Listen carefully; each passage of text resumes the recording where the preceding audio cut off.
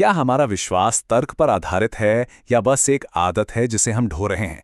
आज हम नास्तिकता के पीछे खड़े कुछ सबसे दिलचस्प तर्कों की पड़ताल करेंगे। ये एक ऐसे सोर्स से लिए गए हैं जो हमें हर चीज पर सवाल उठाने के लिए उकसाता है। तो चलिए सीधे मुद्दे पर आते हैं। चलिए एक सवाल से शुरू करते हैं।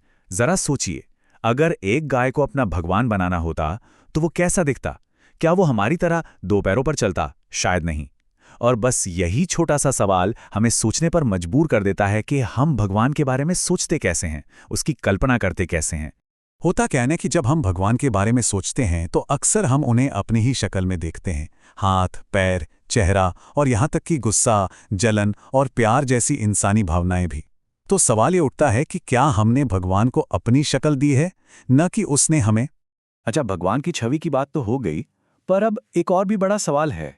क्या हमारा विश्वास एक चुनाव है या ये सिर्फ भूगोल का खेल है? इसी को ये स्रोत कहता है विश्वास की लॉटरी। असल में जिंदगी की सबसे बड़ी लॉटरी पैसा या शोहरत नहीं है। सबसे बड़ी लॉटरी तो ये है कि किसी का जन्म होता कहाँ है, और अक्सर यही जन्म की जगह तय कर देती है कि कोई किस भगवान की पूजा करेगा। जैसे कि जरा सोचिए, अगर कोई भारत में पैदा होता है तो बहुत मुमकिन है कि वो हिंदू, मुस्लिम या सिख हो। वहीं पाकिस्तान में मुस्लिम और अमेरिका में ईसाई। ये कुछ वैसा ही है मानो किसी का धर्म उसके पासपोर्ट पर पहले से ही छपकर आता हो। तो फिर ये एक बहुत बड़ा सवाल खड़ा करता है कि भाई अगर सच यूनिवर्सल है, एक ही है, तो फिर वो देशों की सरहदों के साथ बदल कैसे जाता है? हर कोई यही मानता है कि उसका रास्ता ही सच्चा है, पर वो रास्ता अक्सर इस बात पर टिका होता है कि वो दुनिया के नक्शे पर पैदा कहाँ हुआ था। और यहीं पर एक बहुत जबरदस्त तुलना की गई है धर्म और भाषा की। हम हिंदी इसलिए बोलते हैं क्योंकि हम यहीं पले बड़े हैं। तो क्या धर्म भी कुछ ऐसा ही नहीं है? मतलब धर्म भी भाषा की तरह ही बचपन में हमारे दिमाग में इंस्टॉल कर दिया जाता है। तो सवाल यह है कि अगर हमारा विश्वास सिर्फ भूगोल पर इतना निर्भर है तो फिर हम सच तक पहुंचे कैसे? यहां दो अलग अलग रास्ते सुझाए गए हैं। एक जो सवालों से बना है और दूसरा जो सिर्फ विश्वास पर आधारित है। देखिए, विज्ञान का एक बहुत ही बुनियादी सिद्धांत है, असाधारण दावों के लिए असाधारण सबूतों की जरूरत होती है। मतलब सीधा सा हिसाब है, जितना बड़ा दावा उतना ही पक्का सबूत देना होगा। इसे ऐसे समझिए, मान लीजिए मैं कहूं कि मेरे घर में एक बिल्ली है, आप शायद मान लेंगे, है ना? लेकिन अगर मैं कहूं कि मेरे घर में एक अदृश्य ड्रैगन है जो आग उगलता है, तो आप सबूत तो मांगेंगे ही, राइट?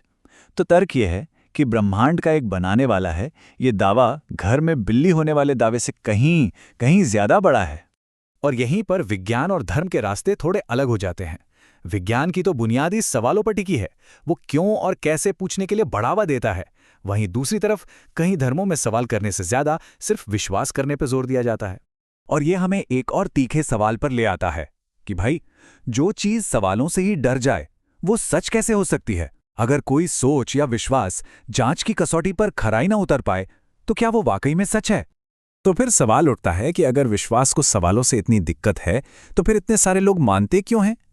तर्क ये है कि इसके पीछे कुछ बहुत ही ताकतवर इंसानी भावनाएं काम करती हैं, जैसे डर और हर चीज को कंट्रोल करने की चाहत। यहां एक सवाल खुद से पूछने वाला है कि इस आस्था के पीछे की असली वजह क्या है? क्या ये भगवान के लिए प्यार है या फिर जहन्नुम या नरक में जाने का वो डर जो बचपन से हमारे अंदर डाल दिया गया है?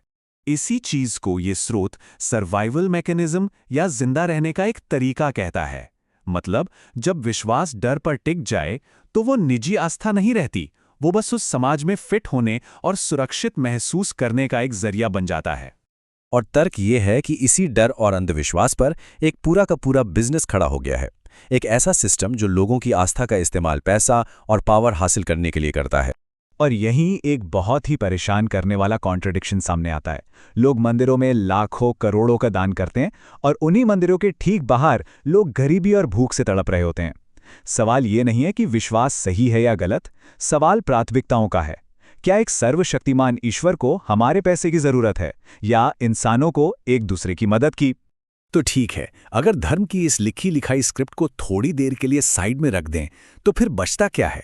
क्या जिंदगी का कोई मतलब नहीं रहता? क्या नैतिकता खत्म हो जाती है? इस आखिरी हिस्से में इन्हीं बड़े सवालों के जवाब दिए गए हैं।